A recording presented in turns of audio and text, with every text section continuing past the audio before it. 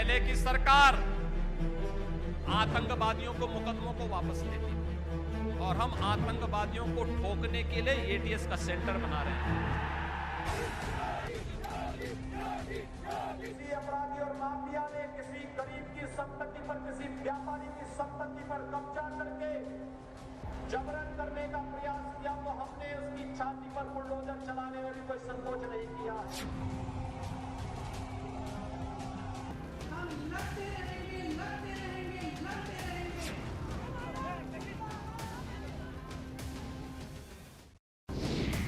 राज्य सरकार ने 2020-21 में माफिया बाहुबलियों से लेकर छोटे बड़े अपराधियों से 11 अरब की संपत्ति जब्त की।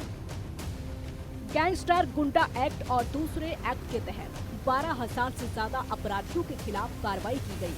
मुख्तार अंसारी गैंग के 2,446 अपराधियों पर आजमगढ़, मऊ, वाराणसी क्षेत्र में कार्रवाई की गई। इनसे 2 अरब के आसपास की संपत्ति जब्त की गई। योगी सरकार ने हर तरह से नकेल कसी। अतीक अहमद के 89 गुर्गों पर प्रयागराज क्षेत्र में कार्रवाई हुई। इसमें 3 अरब की अवैध संपत्ति ध्वस्त की। इसी तरह बलिया जेल में बंद ध्रुव कुमार के गुर्गों के खिलाफ भी बड़ी कार्रवाई की गई। यूपी ने ऐसे नजारे पहले कभी नहीं देखे थे। सीएम योगी ने दूसरी पारी में भी इसी नीति को अपनाकर रखा। योगी का ये डायलॉग केवल फिल्मी डायलॉग नहीं बना कि माफिया को मिट्टी में मिलाकर रख देंगे। माफिया ध्वस्त हुए। योगी आदित्यनाथ की बाबा की बुलडोजर वाली छवि बनी। यूपी में बाहुबलियों का और माफियाओं का इस कदर बोलबाला रहा। कोई उनके खिलाफ नहीं बोल पाता था, मगर योगी सरकार ने कानून के दायरे में कई बड़े माफियाओं को जेल के अंदर पहुंचाया। लोगों ने हैरत से माफियाओं के अवैध हवेलियों, इमारतों पर बुलडोजर चलते देखे। यूपी में अब तक कोई इसकी कल्पना नहीं करता था। वो बात पुरानी हो गई जब कहा जाता था कि अलग अलग इलाकों में माफियाओं और बाहुबलियों का राज चलता है। माफिया जहां चाहे सरकारी जमीनों पर इमारतें खड़ी कर देते थे। खौफ ऐसा पसरा था कि कोर्ट में जज इन पर चले मुकदमों को सुनने के लिए तैयार नहीं होते थे। कहा जाता था कि सब कुछ बदल सकता है, लेकिन यूपी कभी नहीं बदलेगा। योगी की सत्ता ने ये सब कुछ माहौल बदल दिया। योगी सरकार ने नशे के सौदागरों पर शिकंजा कसने के लिए एंटी नार्कोटिक्स टास्क फोर्स का गठन किया। टास्क फोर्स मादक पदार्थों की आपूर्ति पर रोक लगाने के साथ इसके सेवन को रोकने के लिए जन जागरण अभियान चलाएगी। साथ ही टास्क फोर्स अन्य राज्यों से भी समन्वय करेगा। योगी शासनकाल के 6 साल में 75,000 माफियाओं, अपराधियों पर कार्रवाई की गई।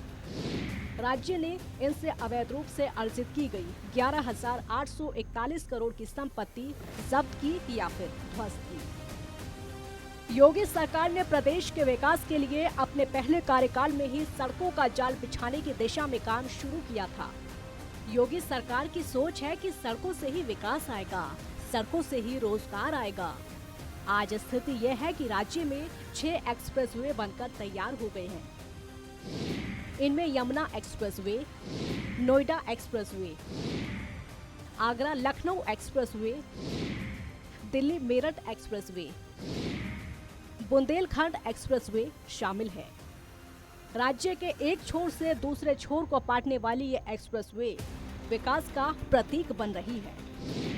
इसी श्रृंखला में गंगा एक्सप्रेसवे, दिल्ली देहरादून एक्सप्रेसवे समेत 5 और एक्सप्रेसवे निर्माणाधीन हैं। कुछ एक्सप्रेसवे प्रस्तावित हैं। माना जा रहा है कि राज्य में आने वाले समय में 19 एक्सप्रेसवे हो जाएंगे। राज्य सरकार ने मेडिकल के क्षेत्र में भी तेजी से काम किया है। सरकार का लक्ष्य रहा है कि 59 जिलों में एक मेडिकल कॉलेज जरूर हो। राज्य सरकार ने गोरखपुर रायबरेली एम्स का संचालन शुरू किया। लखनऊ में अटल बिहारी विश्वविद्यालय का निर्माण शुरू किया गया। योगी सरकार ने यूपी में इंफ्रास्ट्रक्चर को मजबूत करने के लिए इंटरनेशनल एयरपोर्ट के निर्माण पर जोर दिया। इस समय प्रदेश में 5 इंटरनेशनल एयरपोर्ट हैं। इनमें लाल बहादुर शास्त्री इंटरनेशनल एयरपोर्ट वाराणसी, चौधरी चरण सिंह लखनऊ और कुशीनगर इंटरनेशनल एयरपोर्ट शामिल है। नोएडा में 20,000 करोड़ की राशि से जेवर एयरपोर्ट निर्माणाधीन है। इसके अलावा डोमेस्टिक एयरपोर्ट है। राज्य में 5 शहरों में मेट्रो रेल सेवा चल रही है। योगी सरकार ने पहले ही कार्यकाल में इस मंसूबे को बता दिया था कि नोएडा में एशिया की सबसे बड़ी फिल्म सिटी का निर्माण होगा। इस पर तेजी से कार्य चल रहा है। सीएम योगी ने यूपी में नारी शक्ति के उत्थान और आत्मविश्वास जगाने के लिए कई दिशाओं में कदम बढ़ाए हैं। सीएम योगी ने यूपी में नारी शक्ति के लिए कई कदम उठाए हैं। बालिकाओं को स्नातक स्तर की निःशुल्क शिक्षा, लगभग 1 करोड़ 70 लाख मातृशक्तियों को उज्ज्वला योजना में मुफ्त गैस कनेक्शन दिए गए हैं।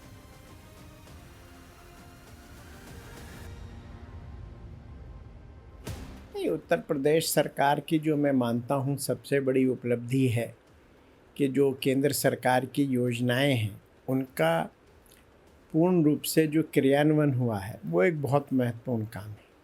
केंद्र सरकार योजनाएं भेजती है, उसका क्रियान्वयन बहुत बड़ी एक जिम्मेदारी होती है। और जैसे आयुष्मान योजना है, बहुत सारे लोगों के जिनके आयुष्मान कार्ड नहीं बने थे उनको जो प्रदेश सरकार की योजना थी हेल्थ की, उनके कार्ड बन गए हैं। और जो एक बहुत ही महत्वपूर्ण विषय है वो है लॉ एंड ऑर्डर की सिचुएशन। प्रदेश में बहन बेटियां शाम को निकल नहीं पाती थी, दंगे होते थे, ये सारी की सारी स्थितियां ऐसी थी जिससे प्रदेश का विकास बाधित होता था। प्रदेश में कोई नया उद्योग नहीं आता था, कोई इन्वेस्टमेंट नहीं होता था। तो उन सब चीज़ों का जो लॉ एंड ऑर्डर बेहतर हुआ है, उन सब चीज़ों का बहुत इम्पैक्ट आया है। प्रदेश में निवेश हो रहा है। सीएम कन्या सुमंगला योजना से 10 लाख से अधिक बेटियों को लाभ पहुंचा है। मुख्यमंत्री सामूहिक विवाह योजना में लगभग 1,60,000 निर्धन कन्याओं का विवाह किया गया। पीएम मातृ योजना में 45 लाख से अधिक माताएं लाभान्वित हुई हैं। मुस्लिम महिलाओं को बिना महरम के हज पर जाने की सुविधा दी गई। राज्य में सभी 1535 थानों में पहली बार महिला हेल्प डेस्क की स्थापना की गई। इतना ही नहीं, महिलाओं को तुरंत न्याय मिले इसके लिए 218 नए फास्टैग कोड की स्थापना की गई। बेटी पढ़ाओ बेटी बचाओ योजना में अब तक लगभग 2 करोड़ बच्चियां लाभान्वित हुई हैं। प्रदेश में 60,000 के आसपास महिलाएं बैंकिंग सखी के रूप में कार्य कर रही हैं। 10 लाख स्वयं सहायता समूह के माध्यम से 1 करोड़ महिलाओं को रोजगार दिया गया है। सीएम योगी आदित्यनाथ राज्य में 3 नई पीएससी की बटालियन बनाने की घोषणा की है।